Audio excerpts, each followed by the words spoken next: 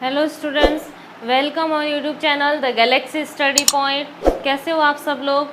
आज हम इंग्लिश का नया टॉपिक शुरू करने जा रहे हैं, टेंस यानी काल। टेंस भी इंग्लिश के अंदर बहुत ही इम्पोर्टेंट टॉपिक है और उसकी हमें पूरी जानकारी होना भी ज़रूरी है। तो आज हम टेंस के बारे में बात करेंगे। टेंस मीन्स यानी काल यानी समय, काल यानी समय। अब काल को यानी समय को हमने तीन भागों में डिवाइड किया है, तीन भागों में हमने उसको बांटा है। एक हमारा वर्तमान काल, एक हमारा भूतकाल और एक हमारा भविष्य काल यानी प्रेजेंट टेंस जो वर्तमान है, पास्ट एंड फ्यूचर। समय को हमने कितने भागों में डिवाइड किया? तीन भागों में डिवाइड किया। नेक्स्ट हम प्रेजेंट को भी उसके अगले चार भागों में बांटेंगे, पास्ट टेंस को भी उसके चार भागों में डिवाइड करेंगे और फ्यूचर टेंस को भी हम उसके चार भागों में डिवाइड करेंगे। इस प्रकार समय चक्र को हमने 12 भागों में डिवाइड किया है। टेंस के टोटल जो भाग है वो 12 भाग है। जैसे प्रेजेंट सिंपल को हमने बांटा है, प्रेजेंट सिंपल यानी साधारण वर्तमान काल, प्रेजेंट कंटिन्यू चालू वर्तमान काल, प्रेजेंट परफेक्ट संपन्न वर्तमान काल एंड प्रेजेंट परफेक्ट कंटिन्यू यानी समय से चालू वर्तमान काल। नेक्स्ट हमने पास्ट टेंस को भी उसके चार भागों में बांटा है, पास्ट सिंपल यानी साधारण भूतकाल, पास्ट कंटिन्यू यानी चालू भूतकाल, पास्ट परफेक्ट यानी संपन्न भूतकाल, पास्ट परफेक्ट कंटिन्यूअस यानी समय से चालू भूतकाल। इसी प्रकार तीसरा जो समय चक्र है फ्यूचर टेंस यानी भविष्य काल, उसको भी हमने उसके चार भागों में बांटा है। फ्यूचर सिंपल यानी साधारण भविष्य काल, फ्यूचर कंटिन्यूअस चालू भविष्य काल, फ्यूचर परफेक्ट संपन्न भविष्य काल एंड फ्यूचर परफेक्ट कंटिन्यूअस समय से चालू भविष्य काल। इस प्रकार हमने टेंस के टोटल 12 भाग हैं और हम आगे प्रेजेंट टेंस को अच्छे से पढ़ेंगे, उसके भागों को पढ़ेंगे।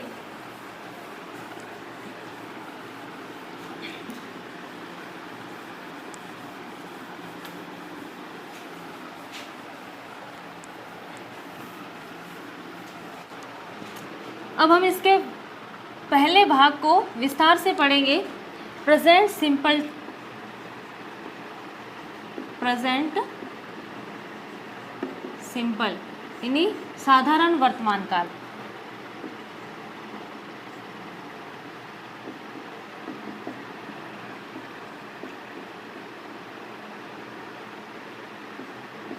कर्ता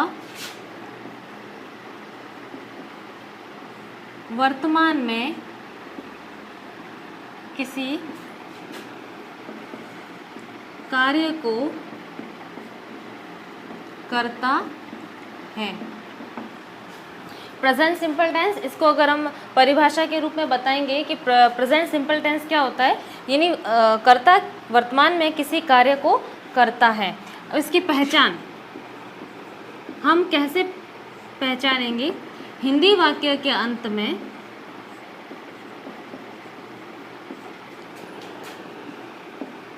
हिंदी वाक्य के अंत में ता है, ती है, ते है आदि शब्द आते हैं। जैसे फॉर एग्जाम्पल,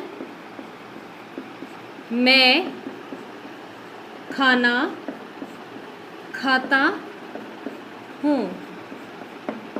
ये पहचान हिंदी वाक्य के अंत में ता है, ती है, ते है आदि शब्द आते हैं। जैसे मैं खाना खाता हूँ, तो यहाँ पे ता है, तो हिंदी वाक्यों के अंदर ता है, ती है, ते है शब्द आएंगे। इसके बाद में इसकी कार्यदशा, प्रेजेंट सिंपल टेंस की क्या क्या कार्यदशा है? पहला, दैनिक कार्य,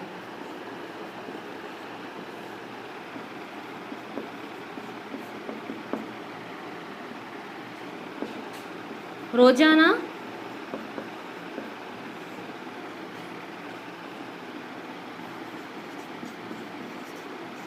अनिवार्य कार्य। जो रोजाना अनिवार्य कार्य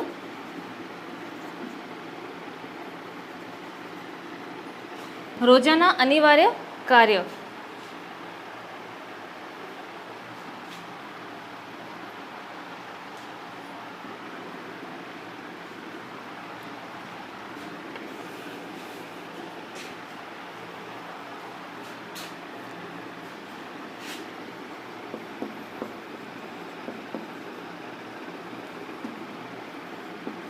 वे कार्य जो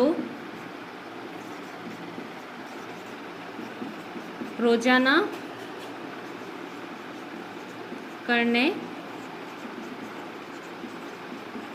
अनिवार्य होते हैं। दैनिक कार्य वे कार्य जो रोजाना करने अनिवार्य होते हैं। दूसरा, शाश्वत सत्य, यूनिवर्सल ट्रूथ। शाश्वत सत्य, शाश्वत सत्य, यूनिवर्सल, शाश्वत सत्य की घटनाएं जो सदैव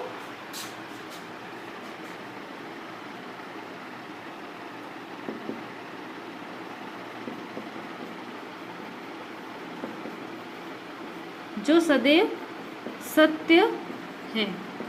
शाश्वत सत्य की घटनाएं जो सदैव सत्य हैं, जिसको हम बदल नहीं सकते, यूनिवर्सल ट्रूथ। जैसे पृथ्वी घूमती है, एग्जाम्पल लिया, जैसे पृथ्वी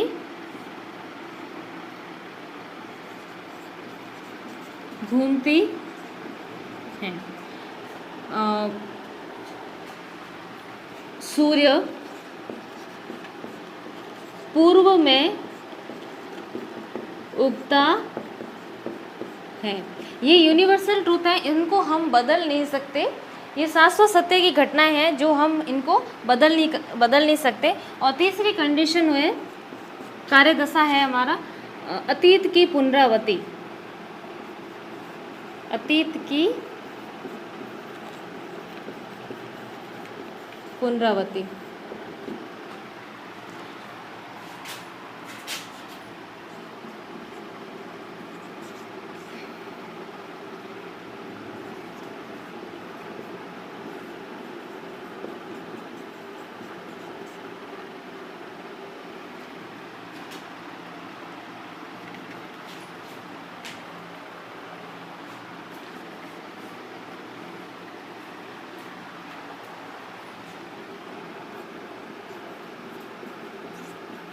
अतीत की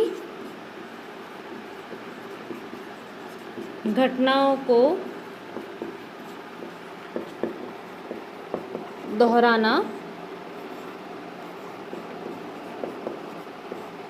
वर्तमान के संदर्भ में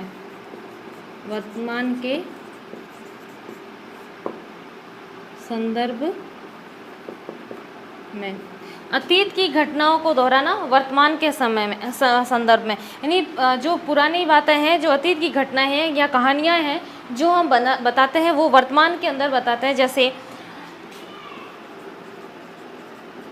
राम वनवास जाते हैं, राम वनवास जाते हैं, रावण सीता का हरण करता है, भीष्म प्रतिज्ञा करते हैं, भीष्म प्रतिज्ञा करते हैं। तो ये घटनाएं तो अतीत की हैं, लेकिन हम इसको वर्तमान के संदर्भ में, जब वर्तमान में इसको बताएंगे तो उनको वर्तमान काल का प्रयोग करते हुए इनको बताएंगे। तो प्रेजेंट सिंपल टेंस, इसका अर्थ है कर्ता वर्तमान में किसी कार्य को करता है, कार्य जो वर्तमान में करता है। पहचान, हिंदी वाक्य के अंत में ता है, ती है, ते है आदि शब्दों का प्रयोग होता है। जैसे मैं खाना खाता हूँ, मैं विद्यालय जाता हूँ, मैं दौड़ता हूँ, मैं उठता हूँ। कार्य दशा, दैनिक कार्य शाश्वत सत्य की घटनाएं और अतीत की पुनरावृत्ति। दैनिक कार्य जो कार्य रोजाना करने अनिवार्य होते हैं, जो डेली रूटीन के जो रेगुलर काम हैं वो करने होते हैं, वो दैनिक कार्य प्रेजेंट सिंपल टेंस के अंदर आएंगे। शाश्वत सत्य यूनिवर्सल ट्रूथ, जैसे जो सदैव सत्य है, जिसको बदला नहीं जा सकता। जैसे पृथ्वी घूमती है, सूर्य पूर्व में उगता है, सूर्य पश्चिम में अस्त होता है। तो ये जो यूनिवर्सल ट्रुथ है, जो शाश्वत सत्य की घटनाएं हैं, ये भी प्रेजेंट सिंपल के अंदर आएगी। और हम तीसरी बात करेंगे कार्य दशा की, तो अतीत की पुनरावृत्ति, यानी भूतकाल की कुछ घटनाएं, कुछ कहानियाँ जो हम वर्तमान के संदर्भ में जब उन्हें बताते हैं या सुनाते हैं तो उसका वर्तमान काल का प्रयोग करते हुए बताते हैं। जैसे राम वनवास जाते हैं, भीष्म प्रतिज्ञा करते हैं, रावण सीता का हरण करता है। तो ऐसी अनेक कहानियाँ जब हम वर्तमान के संदर्भ में उनको सुनाते हैं या कहते हैं तो उसका वर्तमान काल का प्रयोग करते हुए कहते हैं। इसके बाद हम इसके स्ट्रक्चर्स पढ़ेंगे।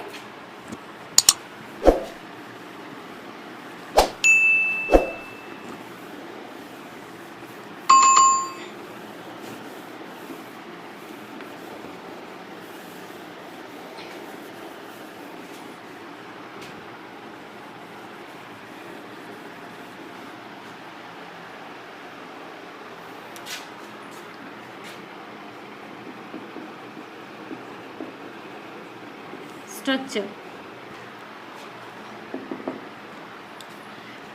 Affirmative,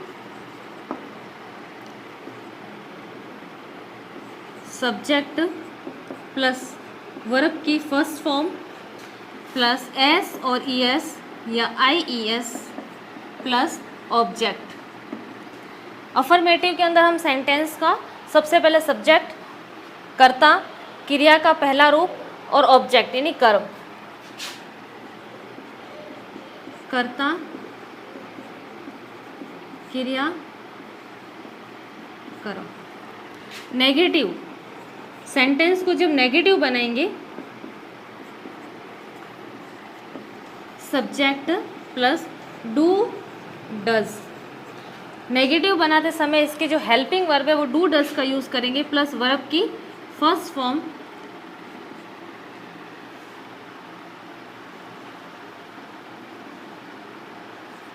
object. Negative sorry not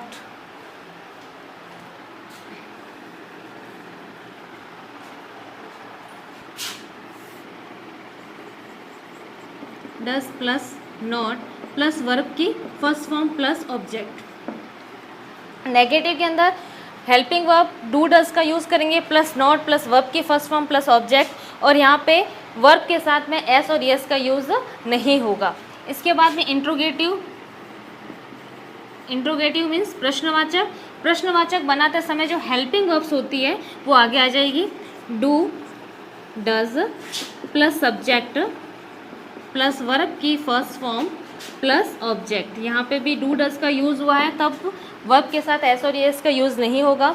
next interrogative negative, interrogative negative, do does plus subject plus not plus verb की first form plus object plus question mark. यहाँ पे भी क्वेश्चन मार्क का यूज़ होगा क्योंकि ये प्रश्नवाचक बन रहे हैं। डू डज का यूज़ होकर ये वाक्य, ये सेंटेंस जो है वो कैसे हो जाएंगे, प्रश्नवाचक हो जाएंगे।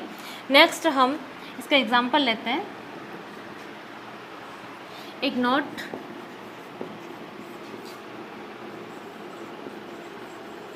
डू डज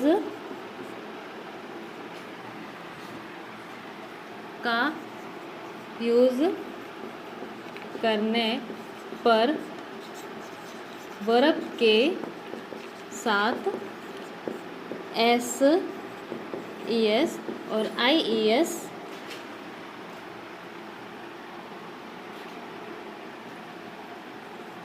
हट जाएंगे।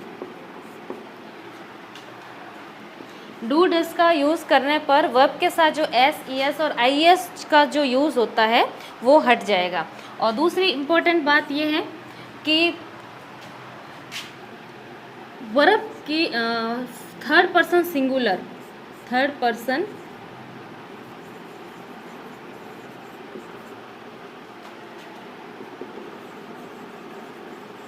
सिंगुलर सब्जेक्ट के साथ third person singular subject, third person singular subject कौन से होते हैं, he, she, it and name.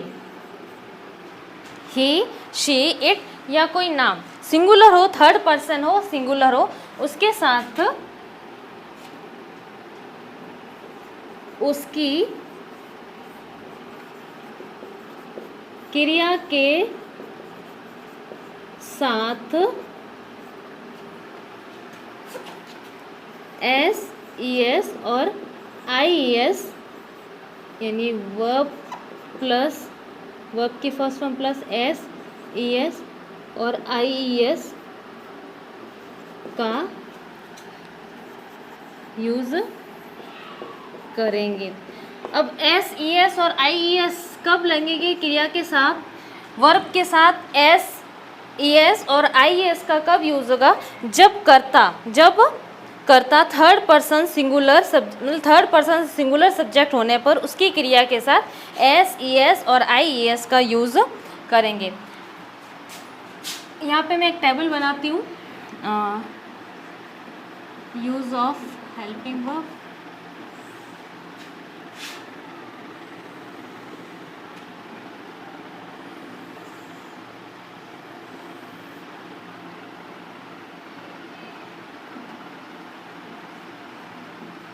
Person,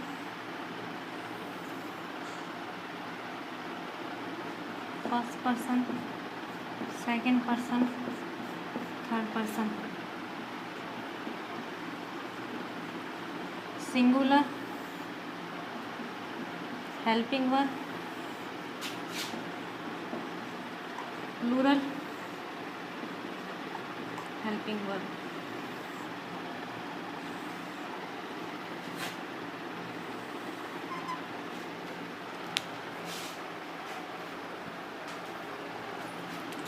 first person singular I, first person plural we, second person singular you, second person plural you, third person singular he, she, it और name. अच्छा, first person singular subject क्या होता है? Person first person singular I, first person plural we, second person person second person singular you, second person plural में भी you ही रहता है, third person singular he, she, it and name, और third person plural they, them, its और name. They, them, its, name. Third person singular subject he, she, it and name, third person plural subject they, them, its and name. तो I के साथ किसका use होगा? Do. We के साथ do का use होगा, use of helping verb. You के साथ भी डू का यूज होगा और यू के साथ प्लूरल में भी डू का ही यूज होगा, लेकिन थर्ड पर्सन सिंगुलर के साथ डज का यूज करेंगे और थर्ड पर्सन प्लूरल के साथ डू का यूज करेंगे। जब हम सब्जेक्ट किसी सेंटेंस के अंदर, किसी वाक्य के अंदर थर्ड पर्सन सिंगुलर सब्जेक्ट का यूज़ होगा तो उसकी वर्ब के साथ एस, ई एस और आई एस का यूज़ करेंगे और नेगेटिव बनाते समय डज का प्रयोग करेंगे। एग्जाम्पल,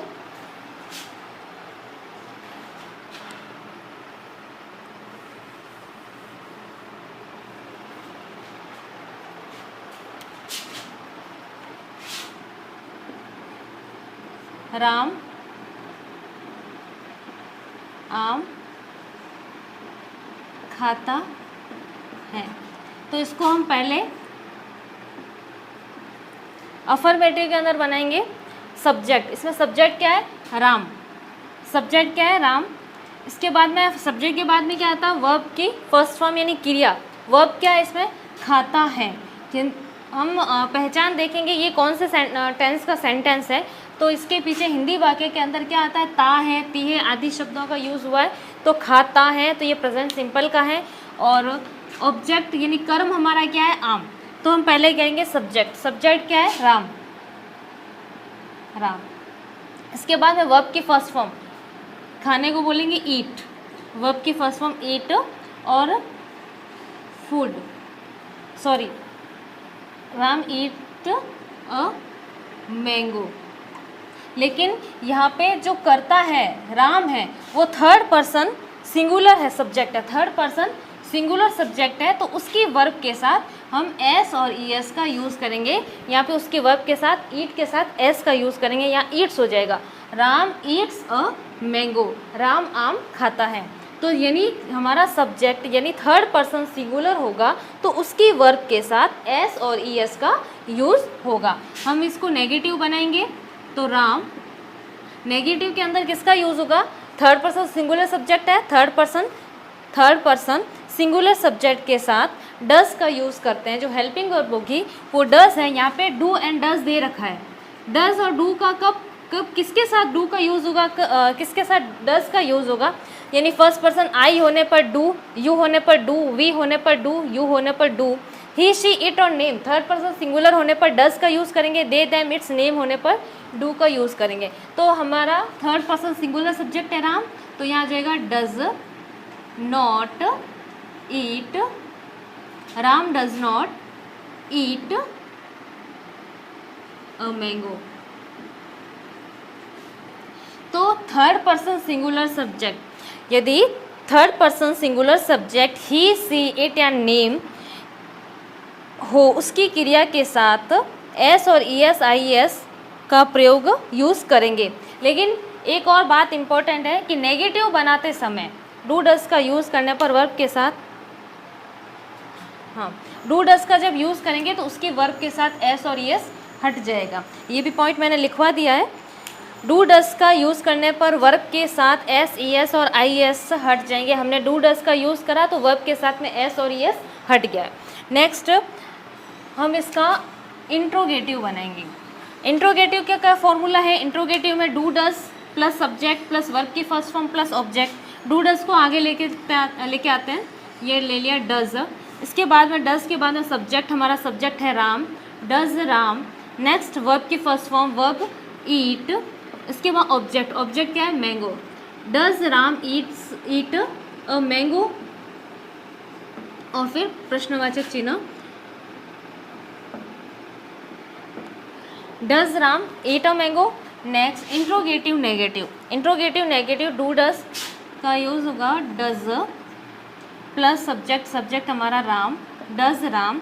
नॉट, राम के बाद में सब्जेक्ट के बाद में क्या आएगा? नॉट का यूज़ होगा ईट अ मैंगो, और प्रश्नवाचक चिन्ह क्योंकि इंट्रोगेटिव नेगेटिव है। तो राम आम खाता है, Ram Yeats a mango. Ram does not eat mango. Does Ram Yeats does Ram eat a mango. Does Ram not eat a mango. Ram आम खाता है, राम आम नहीं खाता है। क्या राम आम खाता है और क्या राम आम नहीं खाता है। इस प्रकार से प्रेजेंट सिंपल के अंदर चारों टाइप से ये सेंटेंस ले लिया है। अब हम अगला सेंटेंस लेंगे एक, जैसे मैं विद्यालय जाता हूँ। मैं विद्यालय जाता हूँ, इसमें हमने सब्जेक्ट चेंज किया है आई। सब्जेक्ट क्या है? आई, सब्जेक्ट आई। इसके बाद में उसमें वर्ब क्या है? वर्ब यानी जाता हूँ। हिंदी वाक्य के अंदर ता हूँ ती हूँ का प्रयोग होता है, तो ता हूँ। जाता हूँ वर्ब की फर्स्ट फॉर्म क्या हो जाएगी? आई गो। अब उसके बाद ऑब्जेक्ट, ऑब्जेक्ट क्या हमारा? विद्यालय। आई गो टू स्कूल, मैं विद्यालय जाता हूँ। आई गो टू स्कूल। अब हम इसे नेगेटिव बनाएंगे तो डू और डज, सब्जेक्ट, सब्जेक्ट के साथ में डू और डज का यूज़ करेंगे। तो सब्जेक्ट है आई, अब इस आई के साथ में किसका यूज़ होगा? डू का यूज़ होगा या डज का यूज़ होगा? हम सारणी में देखेंगे, चार्ट में देखेंगे, आई के साथ में डू का यूज़ हो रहा है। तो I do not go to school. I do not go to school. Next interrogative बनाएंगे। इंट्रोगेटिव के अंदर प्रश्नवाचक बनाना है, तो जो हेल्पिंग वर्ब होगी उसे हम आगे ले लेंगे। Do I go to school, इसमें do I go to school, question mark, do I go to school. Next interrogative negative. Interrogative negative के अंदर सेंटेंस के अंदर नॉट लग जाएगा। Interrogative negative do I not go to school. हम formula देखेंगे, structure देखेंगे। Do does plus subject, do यहाँ पे डू का यूज़ होगा, सब्जेक्ट आई है, नॉट प्लस वर्ब की first form go, object to school. To school हमारा ऑब्जेक्ट है। तो मैं विद्यालय जाता हूँ, मैं विद्यालय नहीं जाता हूँ, क्या मैं विद्यालय जाता हूँ, क्या मैं विद्यालय नहीं जाता हूँ। इस प्रकार हम सेंटेंस प्रेजेंट सिंपल टेंस को पढ़ेंगे।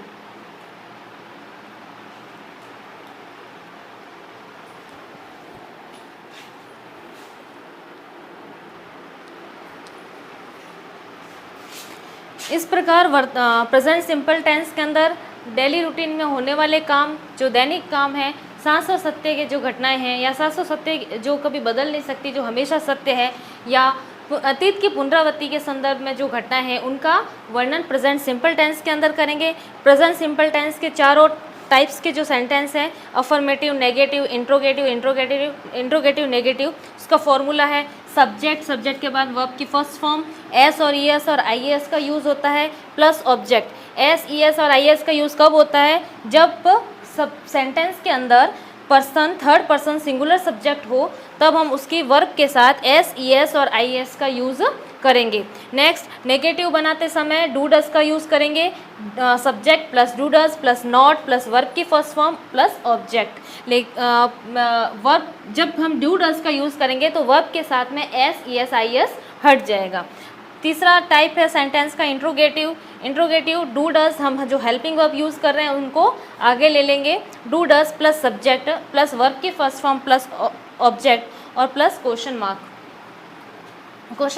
का यूज़ करेंगे। नेक्स्ट इंट्रोगेटिव नेगेटिव यानी प्रश्नवाचक नकारात्मक, डू डज प्लस सब्जेक्ट के बाद में नॉट का यूज़ होगा, डू डज के बाद में सब्जेक्ट के बाद में नॉट प्लस वर्ब की first form plus object plus question mark चिन्ह। इसके बाद में नॉट है कि डू डज का यूज़ करने पर वर्ब के साथ एस और ई एस हट जाएंगे। ये बातें विशेष करके ध्यान में रखनी है कि वर्ब के साथ कब एस ई और ई एस लगेगा, कब नहीं लगेगा। जब थर्ड पर्सन सिंगुलर सब्जेक्ट हो तो उसकी वर्ब के साथ एस ई एस और आई एस का यूज़ करेंगे। जब subject third person singular he she it और नेम, थर्ड पर्सन सिंगुलर के सब्जेक्ट के साथ में एस और ई एस का यूज़ करेंगे और थर्ड पर्सन सिंगुलर सब्जेक्ट के साथ में हेल्पिंग वर्ब डज का यूज़ होगा। इस प्रकार next first person singular subject कौन सा, I, first person plural we और इन दोनों के साथ डू का यूज़ करेंगे। Second person singular you, second person plural do, इनके वर्ब के साथ भी नेगेटिव बनाएंगे जब डू या इंट्रोगेटिव के अंदर डू का यूज़ करेंगे। Third person singular subject he she it या कोई नाम जैसे राम सीता गीता, किसी व्यक्ति का नाम कोई एक हो तो उसके साथ भी डस का यूज़ करेंगे और नेगेटिव बनाते समय और दे देम इट्स नेम, ये इसका प्लूरल फॉर्म है, third person plural they them its name और इसके साथ हेल्पिंग वर्ब डू की यूज़ होगा। सिंपल टेंस का के सेंटेंस के फॉर्मूलाज वगैरह और उसके हेल्पिंग वर्ब वगैरह हमने पढ़ी, कैसे कौन कौन सी हेल्पिंग वर्ब्स यूज़ होती है, कैसे उसके कितने टाइप्स होते हैं सेंटेंस को, चारों जो टाइप्स पढ़े थे। उसके बाद हम मोस्टली जो प्रेजेंट सिंपल टेंस के अंदर एडवर्ब्स का यूज़ होता है उन एडवर्ब्स के बारे में पढ़ेंगे, जिससे हम इंग्लिश के अंदर इंग्लिश सेंटेंस के अंदर उस एडवर्ब से हम पहचानेंगे ये प्रेजेंट सिंपल टेंस से रिलेटेड है। तो always, often, generally, regularly,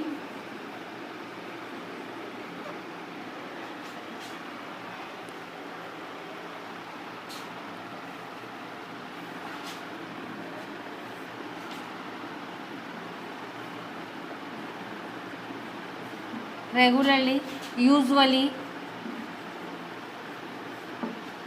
frequently,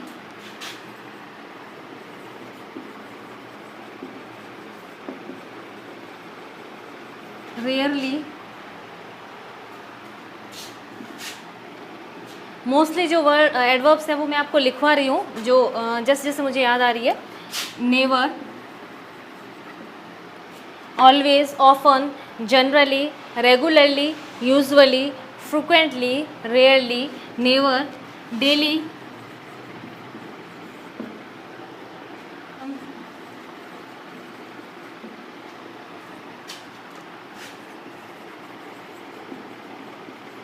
sometimes,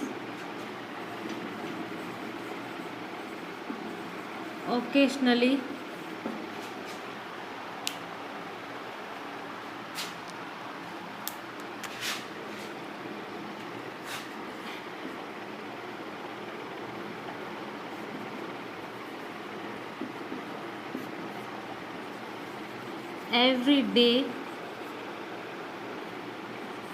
every day, night, month, year, etc. Every day, night, month, year, etc. Each day, each night, each month, each year, etc. In the morning, evening,